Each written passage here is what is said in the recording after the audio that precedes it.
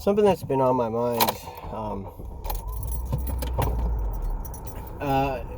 concerning the red pill and men and women and spiritual awakening that happens when you take the red pill.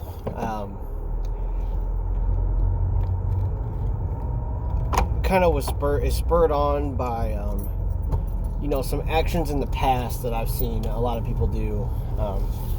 After they take the red pill, they kind of go through this like rage state, and I know it's called red pill rage, and the thing that most often characterizes it is just a overload of information and a inability to process things, and it's kind of like what I wanted to talk about today. Shout out to Lord Sos. Appreciate you watching the live streams, and you're always bringing good ideas to the chat. I like the interaction by Seeker and No Sweetheart. Shout out to No Sweetheart as well. Both of you guys, thank you so much for listening to our streams, and thank you for understanding the weight and the gravitas of the conversation, and really appreciate it. It can be hard to follow the thread of conversation if you haven't necessarily done the research, or you don't have like a very good attention span for the information. And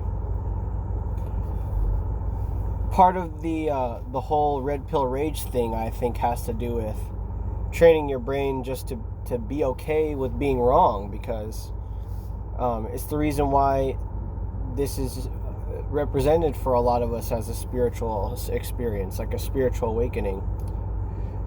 And so, are you okay with being wrong?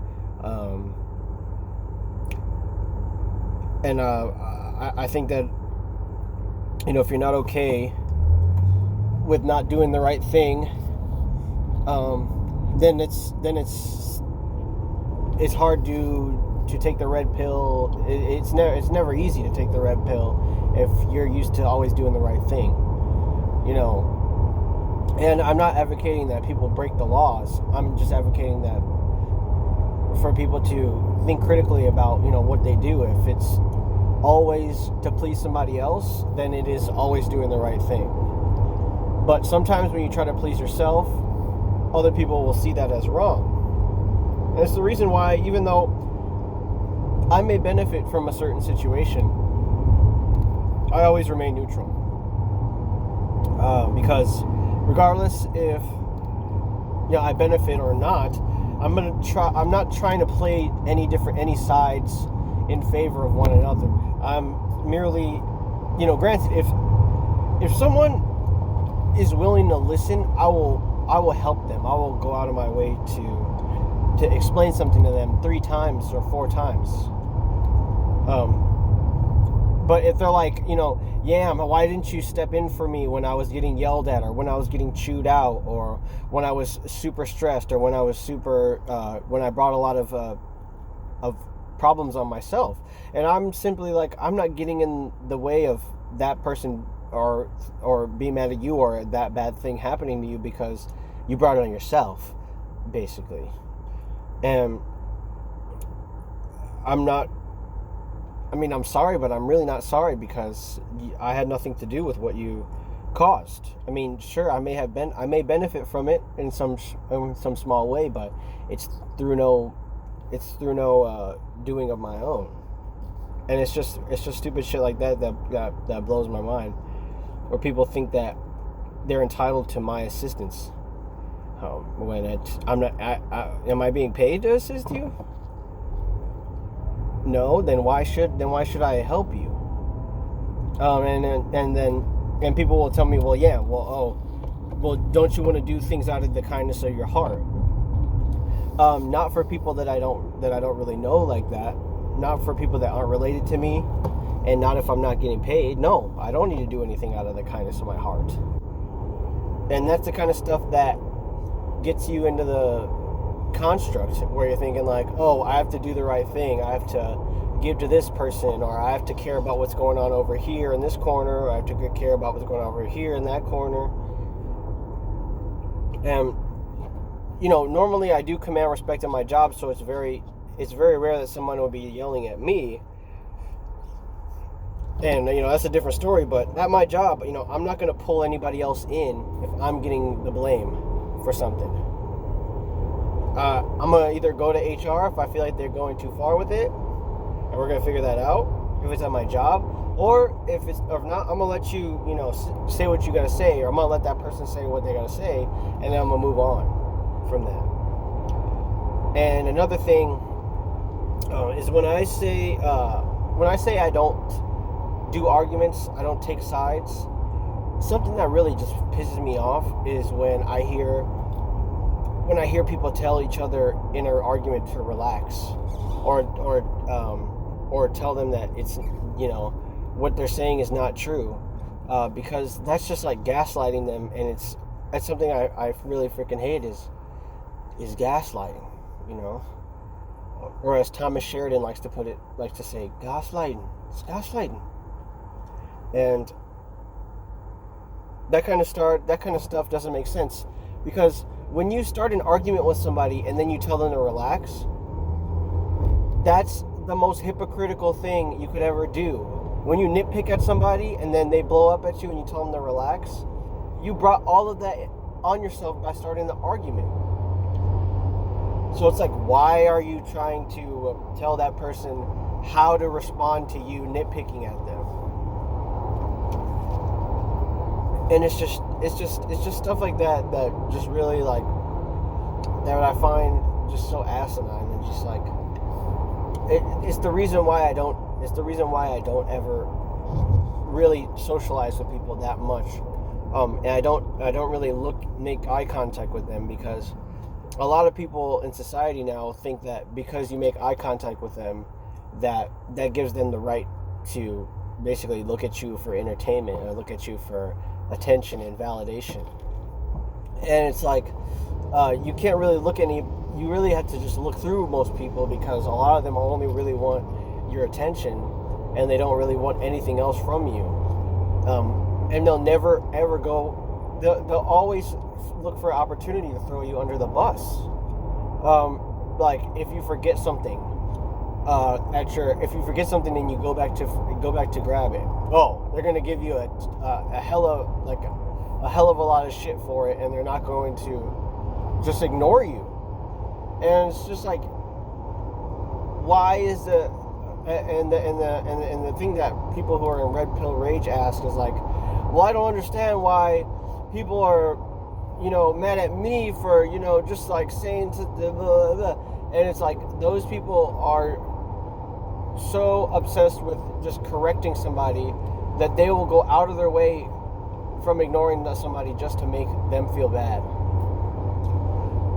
and to like remove all of the power from that person and just like leech off of them for the most part.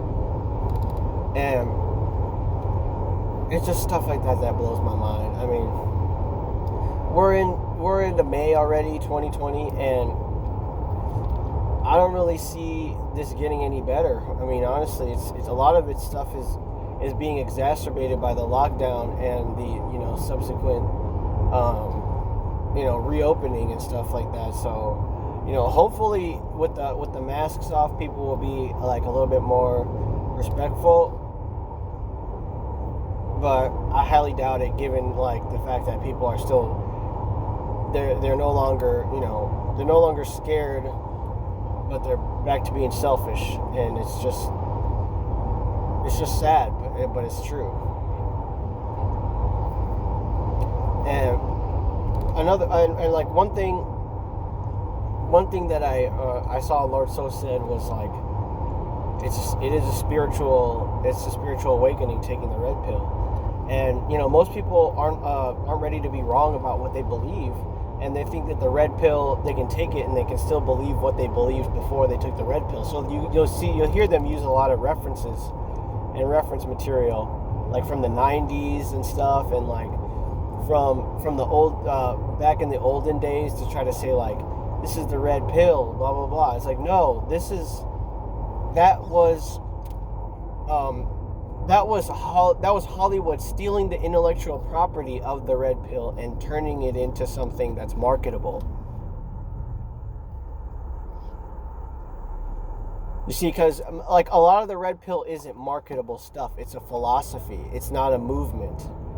And same with like MGTOW. And you can't really take a movie from the 70s and be like, that was MGTOW. Like, granted, you can have your own personal interpretations, but as soon as you formalize something and you have no evidence to back it up, just your own interpretation, then it just becomes an echo chamber, and you're sitting around for, you know, however many hours on end trying to formalize and finalize the perception of a movie to a broad, which is stolen information and broadcasted to a very large, a wide audience, the likes of which are all controlled by, you know, Chinese censorship. You know, Legendary Studios or any of these places that make deals. You guys can't be serious. Come on, get your heads out of the gutter. Nip that shit in the bud and cut it out. It's not fucking making our movement look any better,